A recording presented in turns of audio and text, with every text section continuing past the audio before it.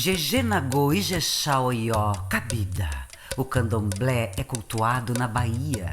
Somos descendentes de africanos, da Nigéria e do Congo, Moçambique, da Angola e da Guiné. Príncipe Custódio, velho sábio macumbeiro, espalhou pelo Rio Grande fundamentos em Yorubá. Alupô, alupô, alupo-bará, abre os caminhos para os bambas desfilar, nesta festa de batuque em homenagem aos orixás. Deus do ferro, Deus do fogo, violento Deus guerreiro, Ogum se revoltava vendo o negro em cativeiro. Epaiê, epaiêô, minha mãe caô, Inhansã virou-se em pedra por ciúme de Xangô. IBGE é, criança é. Lá na mata tem Ossanha, tem Obá, Otim, Odé, Chapanã, Sapatá, Diaê-aê. Não deixe nunca quem é de nação sofrer. Oxum Pandá, Oxum Docô, são vaidosas, deusas do ouro, do perfume e da riqueza. Iemanjá Sessum, Olobomi, Babá, Oxalá. Hoje o Bamba faz a festa em homenagem aos orixás. Olha, na época meu pai era da igreja, era evangélico.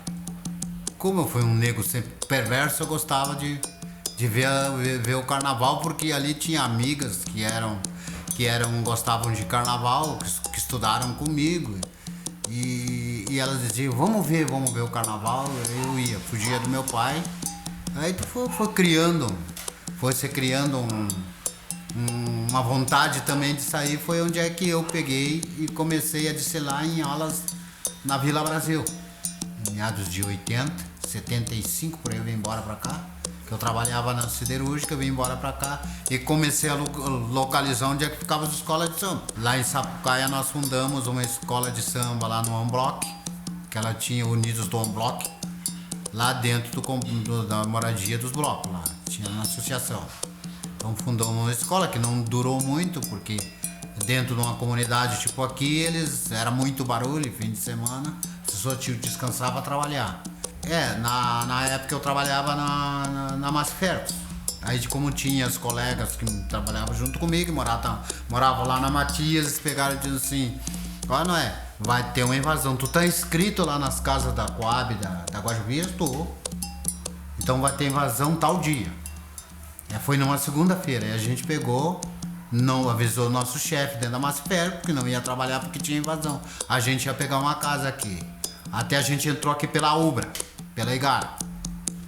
Então naquela época eu tinha 37 anos. Eu me lembro bem que a gente atravessou a lagoa com a água nos peitos. Que era ali onde é que tem os prédios, era tudo criação de boi, vaca, era tambo de leite, era tudo que tinha. Então quer dizer que nós viemos pra cá. Naquela época aqui era muito difícil ter comércio. Porque a Boqueirão não tinha comércio. Então quer dizer que a gente veio vindo e foi se criando. Lá na frente foi se estabilizando os comércios, pequeno comércio. Foi aonde que a gente depois, com o tempo, passou um ano, a gente teve que procurar alguma diversão, porque tu não podia sair, porque senão quando tu via, tu voltava, já tinha outro dono da casa. Então a gente pegou e começou a dizer, bom, nós vamos ter que montar alguma coisa, um grupo de pagode, alguma coisa para reunir toda a família, para não ficar no marasmo. A gente fundou a primeira escola de samba que a gente criou aqui, que foi junto com o seu Nilson, que se juntamos, que mora aqui na rua, que se juntamos, só eu tenho uns instrumentos lá em casa. Vamos montar um bloco? Montemos um bloco. Aí ele disse assim, mas montemos um bloco. A gente foi convidado em 90 para desfilar em Porto Alegre e depois lá na Venâncio como escola de samba. Então tu tem que voltar para trás, tirar de bloco e montar uma escola montar um estatuto, porque lá eles exigiam que tivesse um estatuto de escola de samba.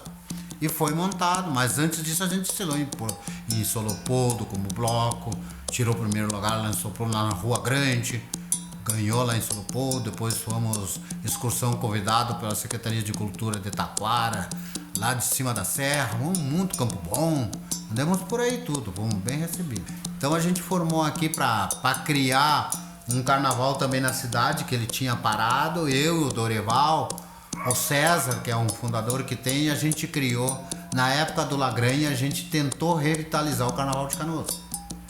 Então a gente criou uma associação que era do tempo do Hugo.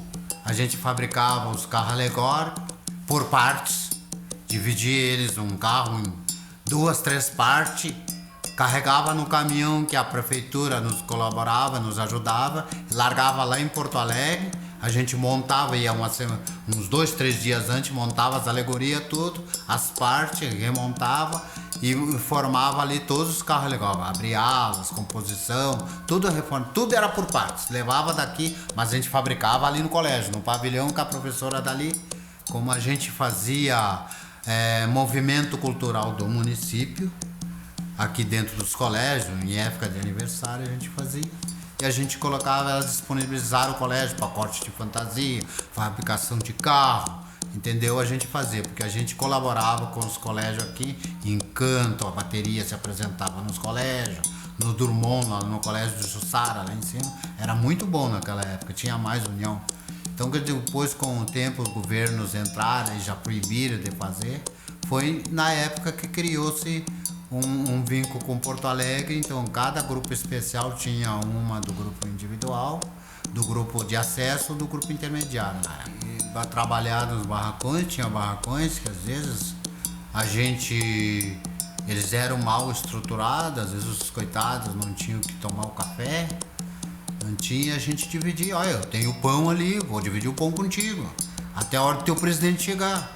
Cansamos de fazer isso aí, ó. Olha, não tenho o dinheiro para voltar para casa, porque eu tenho que falar pro o presidente às vezes se sumir e não voltava. Então, quer dizer, muitas vezes a gente tinha dificuldades, era nessa matéria, era de alimentação.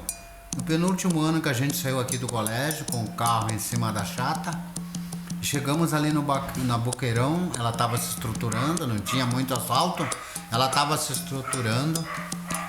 E os fios de telefone atravessavam do lado da rua como atravessa, e a escultura, o carro, ele estava além dos 4,50 metros e arrebentava fio de fora a fora. Aí a gente teve o interrompimento, os acidentes que dava daqui do colégio até ir para Porto Alegre, ou era a passarela ou os fios de telefone que eles criavam aquela barriga e te dava um problema. Aí tu tinha que esperar a CRT vir, levantar, aí arrebentava os fios das casas normais, os caras já xingavam a gente, tu tinha que levar numa boa. Temos indo pro carnaval, desculpe. Eu pegava uma taquara, às vezes quando a gente via que era muito abaixo, para levantar, para a alegoria passar. Eram as dificuldades que a gente tinha para sair de dentro de dentro da comunidade até o evento. Na cultura, eu aprendi dentro da cultura o que é tu falar sobre o carnaval. Quem criou o carnaval? Como é que o carnaval surgiu? Ou por que o carnaval existe? Isso eu aprendi, que eu estudei muito em colégio, nunca ninguém me disse, o carnaval existiu aqui. Por que existe uma ala de baiana? Mas de onde é que nasceu a ala de baiana? Eu fui descobrir que uma ala de baiana não foi criado com mulher. Foi dentro de uma senzala de religião que foi criado, era homem. Cada um no dia da religião pregava a sua bandeira, mas uma ala que criou uma ala que depois passaram a ala de mulher para feminino, foi criado dentro de uma senzala. Eu não sabia disso, fui saber no carnaval.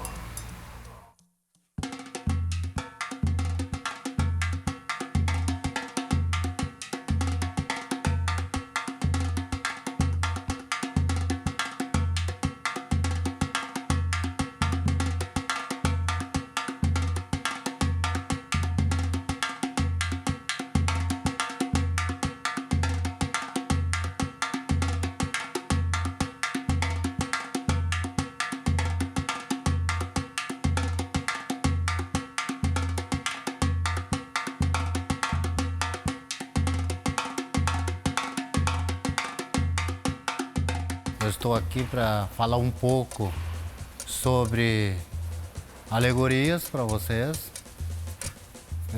Geralmente nós, quando se influímos pro carnaval e gostamos de carnaval, sempre tem alguém da nossa família mais velho, avó ou avô, que são do meio da cultura carnaval. Então a gente sempre é carregado pela mão, pelo avô, pela mãe ou pelo primo para ir, vamos na escola de samba tal. Então a gente vai para lá às vezes até sem interesse, mas a gente coloca no corpo aquele sangue de carnaval que é a cultura.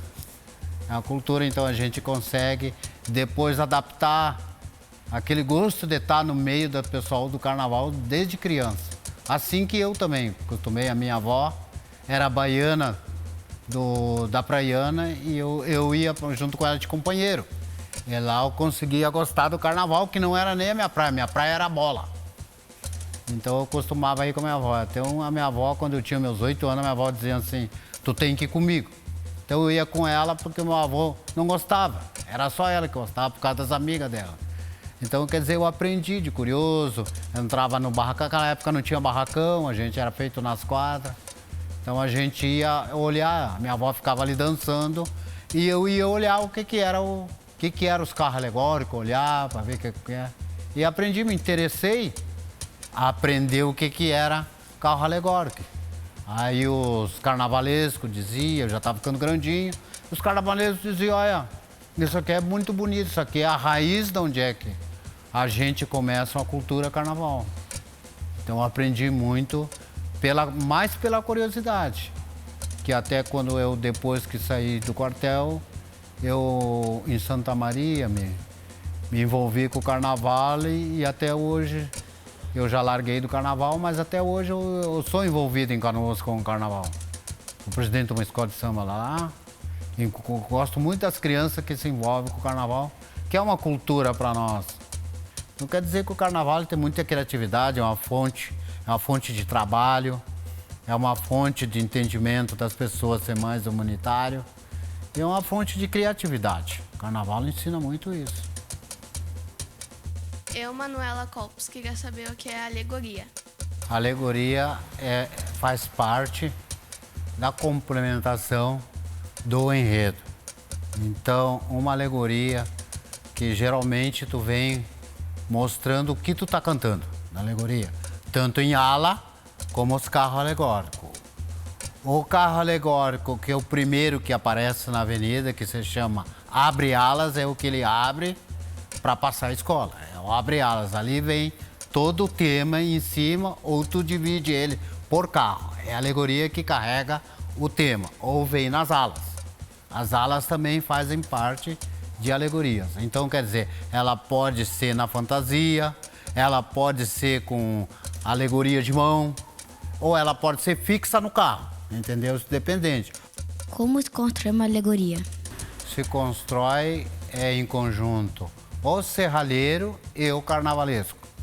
O carnavalesco, quando ele vem para o barracão, ele vem com todos os figurinos dos carros alegóricos.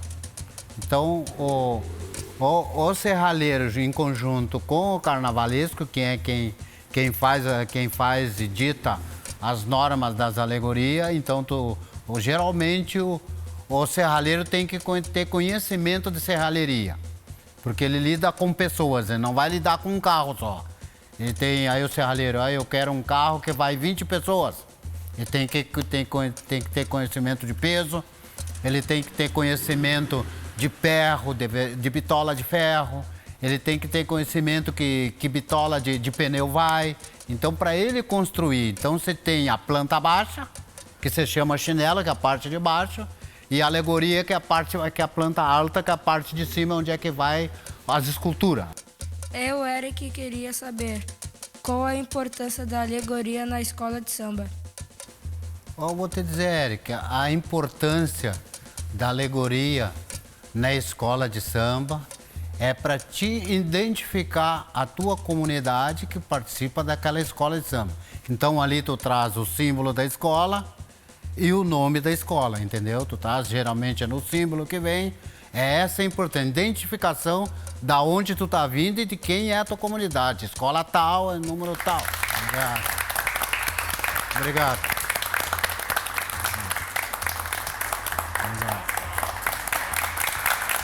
Obrigado.